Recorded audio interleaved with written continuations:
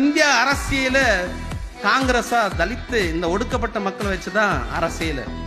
இன்னைக்கு BJP, communist, திமுக, அண்ணா திமுக இந்த ஒடுக்கப்பட்ட மக்களுடைய அரசியல் வச்சுதான் இன்னைக்கு அதிகாரத்துக்கு வந்தாங்க எல்லாமே. இந்த மக்களை வச்சுதான். ஏன்னா இந்த மக்கள் கிட்ட தான் ஒரு டெமோக்ரசி, ஜனநாயகன்றது இருக்கும். வேற எந்த மக்கள் கிட்ட இருக்காது. இந்த மக்கள் நடன எல்லாத்தையும் அடாப்ட் பண்ணிப்பாங்க, ஏத்துப்பாங்க. நாளைக்கு வடிவேல் கட்சி ஆரம்பிச்சா கூட கொடியேற்றுவாங்க. வடிவேல் கட்சி ஆரம்பிச்சா கூட கொடியேற்றிடுவாங்க. இன்னைக்கு போய் பாரு, அஜய், விஜய், தனுஷ் எல்லா மன்றத்தோட பேர் பலகை எல்லாம் பாருங்க, இந்த ஒடுக்கப்பட்ட மக்கள் இருக்கிற இடத்துல தான் இருக்கும்.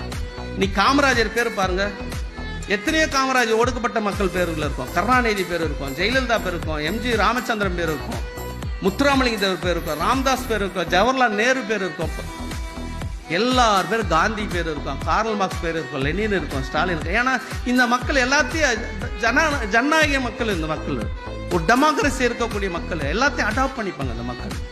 அப்படியாப்பட்ட மக்கள் கிட்ட தான் அரசியல் அங்கிருந்து தான் உருவாகி எல்லாமே உருவாகுது.